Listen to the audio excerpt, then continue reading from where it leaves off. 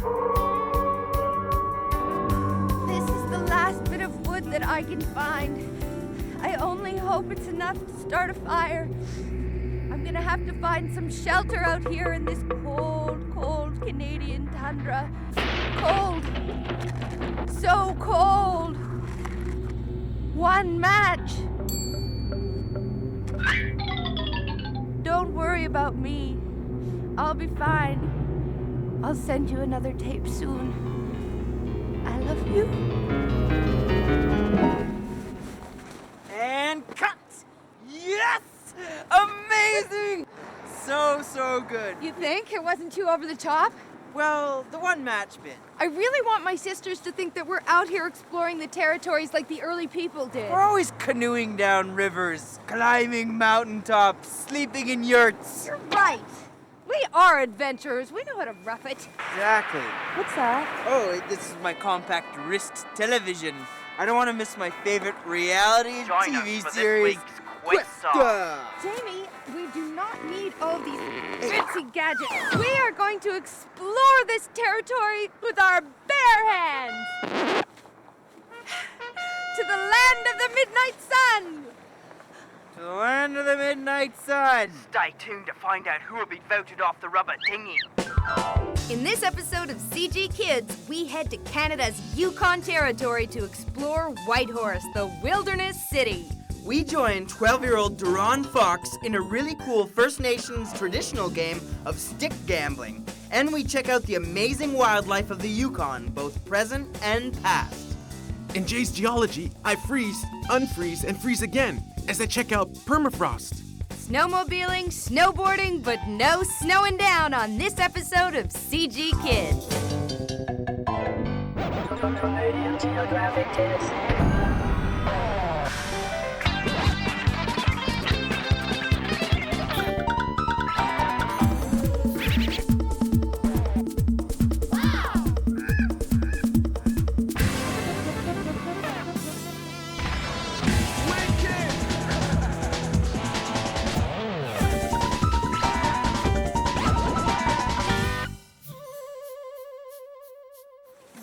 Here in the most northwestern corner of Canada, in the country's smallest of the three territories, the Yukon Territory.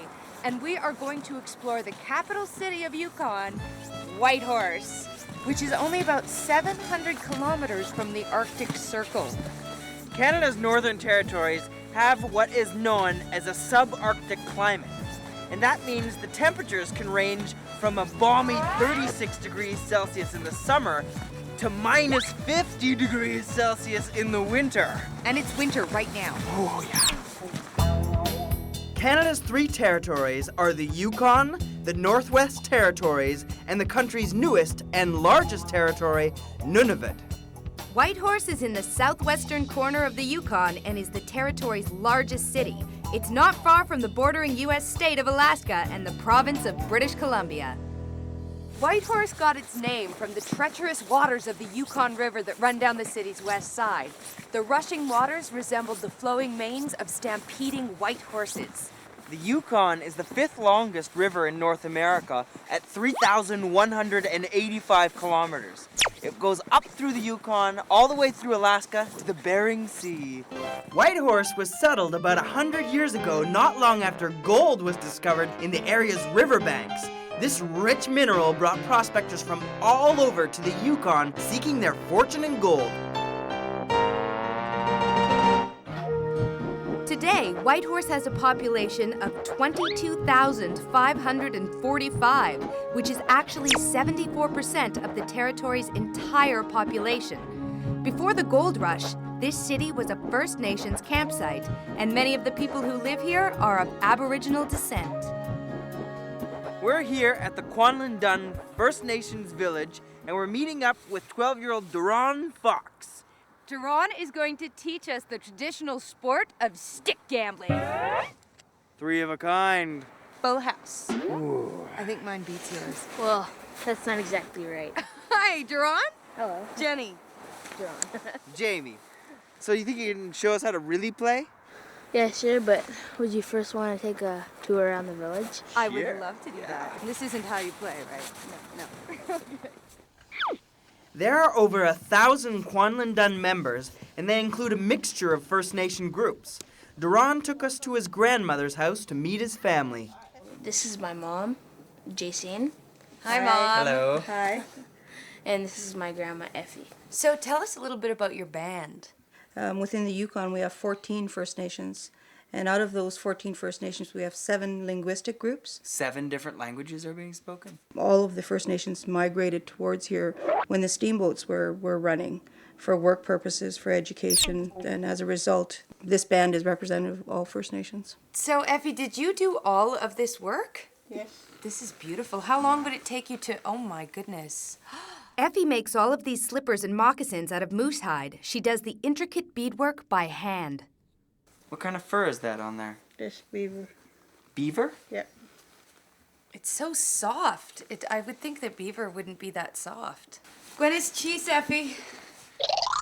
We grabbed a couple of caribou skin drums needed for the stick gambling game and headed off. So what do you do in your spare time? On my spare time, I play hockey. I teach kids how to play hockey. Every summer I go hunting. You with my do? grandma. Yeah. It's really fun. Caribou, moose, grouse, gopher, rabbits. It's really cool. Duran is in grade 7 at Elijah Smith School. The elders are very involved with school life and teach the centuries-old game of stick gambling. Hand games were an important part of early life in the Yukon, and stick gambling is a hand game. It's also very much a guessing game. 2 teams sit opposite each other and take turns hiding small objects, or itsies, in their fists. They use a blanket to conceal their hands. As captain of the opposite team, Duran has to guess in which hand each player is holding his itsie, but he can only use complex hand signals to guess. Each player he guesses correctly is eliminated. As a beginner, it's definitely not an easy game to figure out. Each wrong guess, Duran must give sticks to the other team. A team has to win all the sticks twice to be the winner. I have a question. Yeah. You all go down under the blankets with your stone and you put it in a hand. Yeah, and then so you it move gets them around. confused so they don't know which hand it is. And then our captain over here, Waylon, has to guess Yeah. which hand you have your stones in. Yeah. Okay, It's so called a guessing game. okay. But it's one guess for all of us? Yeah, it's one guess for all of us. It's not total guessing. No, it's not total guessing. You kind of get a feeling from the way people move?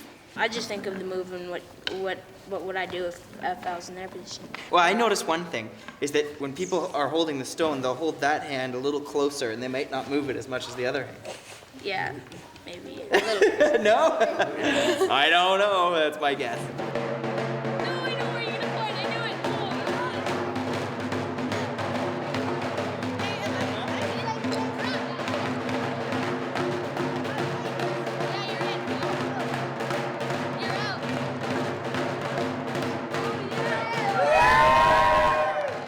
Jenny Matchett is also in grade 7 at Elijah Smith. But her favorite sport isn't played indoors. She's learning the technique behind snowboarding.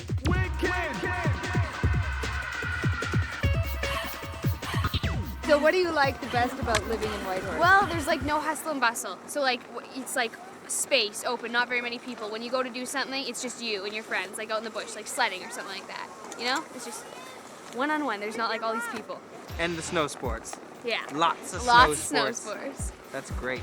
Jenny is taking us to her favorite place to snowboard, Mount Sima. This mountain near Whitehorse has a 350-meter ski run. Wait a minute. This is our first time snowboarding. Maybe the Kitty Hill is more our speed.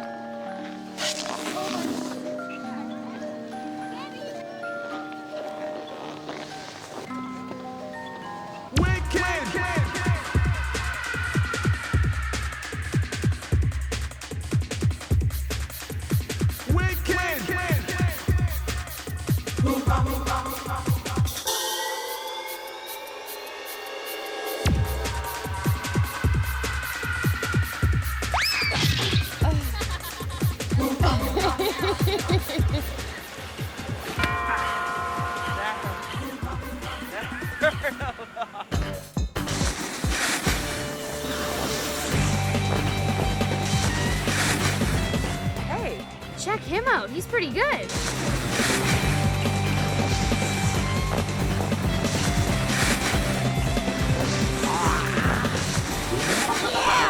Whoa, yeah! Eldon? Oh, how's it going, man? Eldon, this is Jenny. Jenny, this is Eldon. Yeah, that's really nice to meet you, Cleo. You too, Jack. Hey, you know what, you're blocking the hill with your bodies, okay? If you're gonna do that... What? We just started.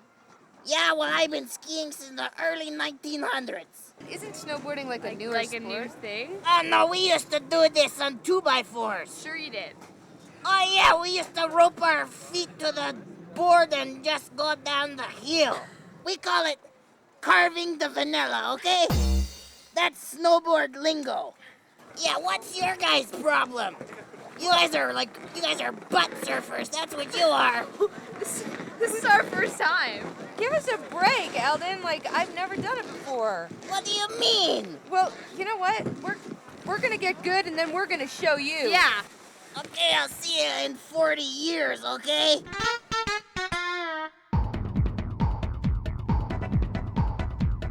Hey guys, it's triviography time.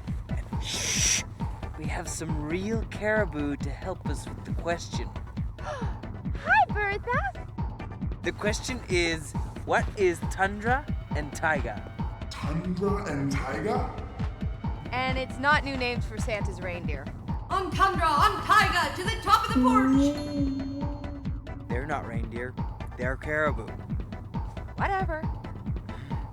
And it's not some new kind of game of Yukon tag. Ew. Watch your step. We'll get to the answer.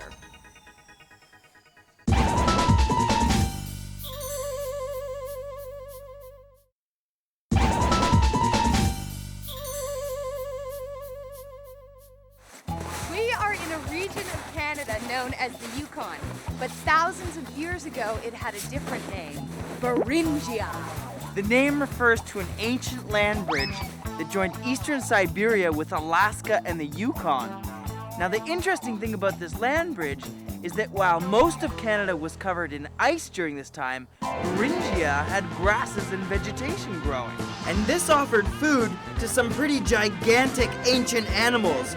We're gonna check them out at the Yukon Beringia Interpretive Center.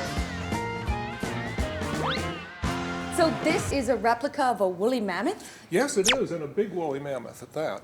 When did these disappear?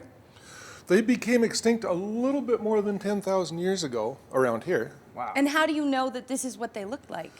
There are skeletons of woolly mammoth, and there are also some frozen carcasses. It's one of the animals of the Ice Age that we know in the flesh. Sometimes things are frozen for tens of thousands of years in the permafrost. And what did these guys eat to be so big?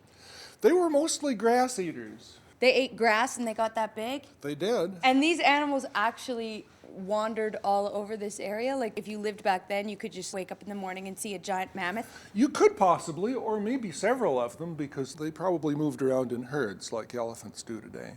The woolly mammoth. Okay, John, who is this giant big bear?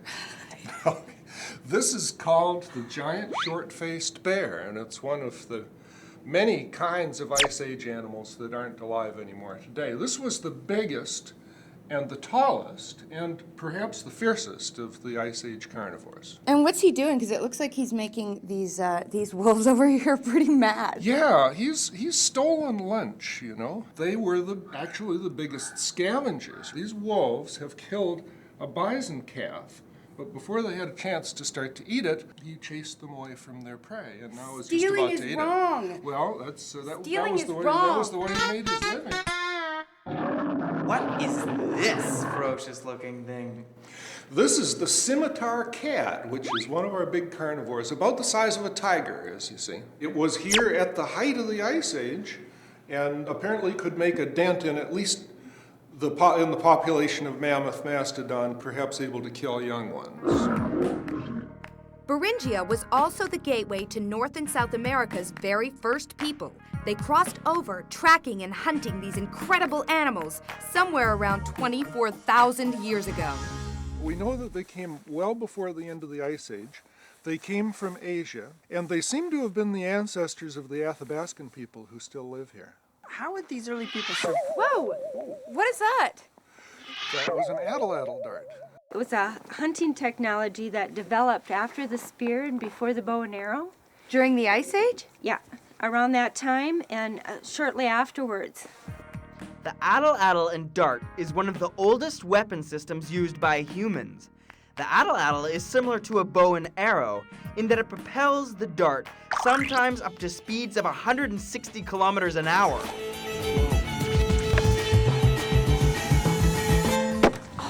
Nice. Okay, guys, remember the triviography question? What are tundra and taiga? And they are two names given to large geographical regions of the Yukon. Tundra refers to a vast rocky plains area of the Yukon where stunted and very little vegetation grows due to the short, cool summers and bitterly cold winters.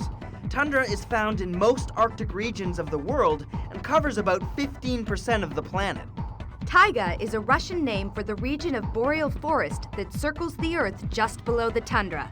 Taiga is largely made up of coniferous trees like spruce and pine.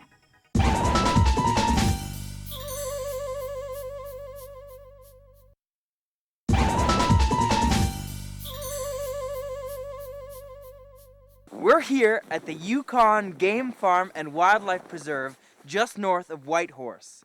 The whole 750 acres of this farm is devoted to breeding and preserving a variety of Yukon's wildlife. You want to go check it out? Yeah. Danny Nolan started the Yukon Game Farm in 1965 to educate people about the wildlife of northern Canada and also to rescue injured or abandoned animals. Each type of animal here lives in an environment similar to its natural habitat. So, Dan, what are all those white splotches with the horns up there? Oh, those are, they call them Rocky Mountain goats. These are the animals that you would find up here in the Yukon? This is yes. their area? BC, the coastal ranges, find them throughout most of the Yukon. Living in the hills, the mountains. Oh, they're really rough stuff. I've seen them lying on ridges where they were 40, 50 below and 40 mile an hour wind, and they don't even go for cover. They just lie out there in the rocks. These are bison, right? Right. And how long have bison been around? Oh, bison has probably been in the Yukon for, I would guess, hundreds of years. How much would one of these bison weigh? That bull was weighed at 2,850 pounds, and the cows were both just 2,400 pounds. Wow. Yeah. Those are big bison. They are indeed. They're the biggest land animal in North or South America. What's on their neck? It looks like a camel. They have that Well, big that's hump there. That's a hump. This serves, I suspect, the same purpose that it does on a two-hump camel. It's a place to store fat. You got a long winter here, you know. You do. You need a lot Yeah. of fat. You do. Maybe I'll move here. Are these moose from the Yukon? Oh, sure. They're moose that are found when they're babies. The mother gets lost from them or something eats her. And the two adults, they were picked up as babies and brought, and we raised them on a bottle. And rescued them? Oh, yeah, I'm sure. And what's this, a piece of driftwood? No, this is an antler, a very unusual one. It's off a 4-year-old, that bull there is 4 years old, and it should be a paddle up here. So why isn't it on the moose's head? Because he drops them every year. Every year? Yep. This grows all year round? They just dropped them now, and then they'll start growing again in about 2 months from now. One of Danny's favorite animals is Tupu, a wolverine. She was stealing food at the ranch because she was unable to hunt, so Danny took her in. She's lived here for 9 years.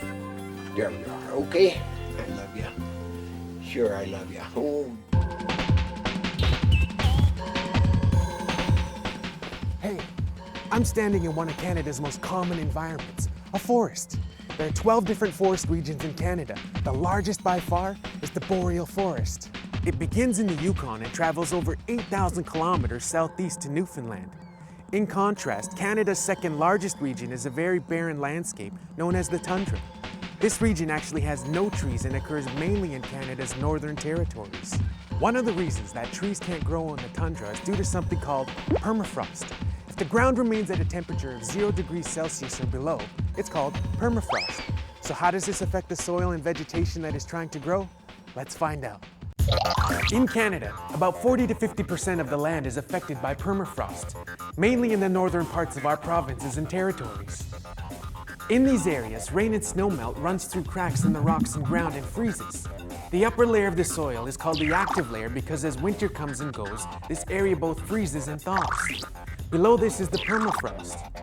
Long cold winters are one of the reasons that this area remains below the freezing temperature. So what happens to this land when it remains frozen? Look what happened to my glass when the water, pebbles, and soil froze. If the ground below the active layer remains frozen, then plants and vegetation cannot develop deep roots. So this prevents large trees from growing in these areas. But if vegetation covered the landscape, it could actually warm up the soil. Pretend that this gelatin is soil. Let's see what would happen if this gelatin was insulated by leaves and vegetation, and this gelatin was left on its own. Let's say that this ice represents the cold environment of winter in the Yukon. If these leaves and vegetation work as a proper insulation, then the gelatin should remain a liquid. If it doesn't, then the gelatin should harden just like the permafrost area of the land. Let's check it out. So the vegetation did work as great insulation. Now all we need is another 4,000 truckloads of leaves to warm up Canada's tundra. Or not.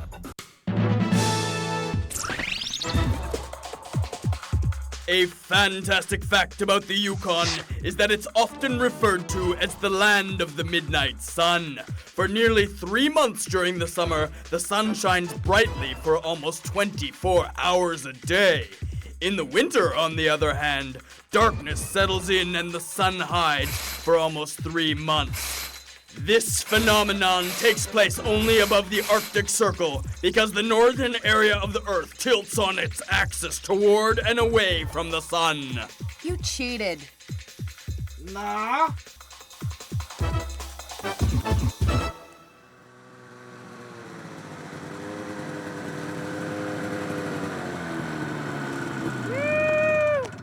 Incredible! I love the Yukon! But we are still relying on this modern technology to explore this area when the first Canadian people hunted and survived just by using their own instincts. You know, our Beringia ancestors didn't need any of this stuff to survive out here. You know what, Jen? You're right. Because I have spent so much time putting in the fax machine and the hot chocolate maker on my geocam. That's time I could have spent chopping wood for a log cabin or planting a garden for food to eat. See? That's the spirit. Goodbye!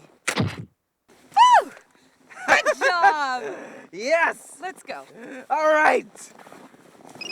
Oh, hold on. I'll be there in a second. Hello? Hi! You Jennifer! Hand it over. Bye.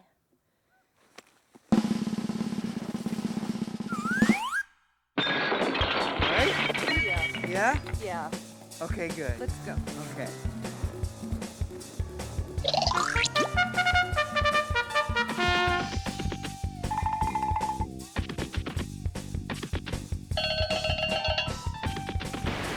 How do you call a moose?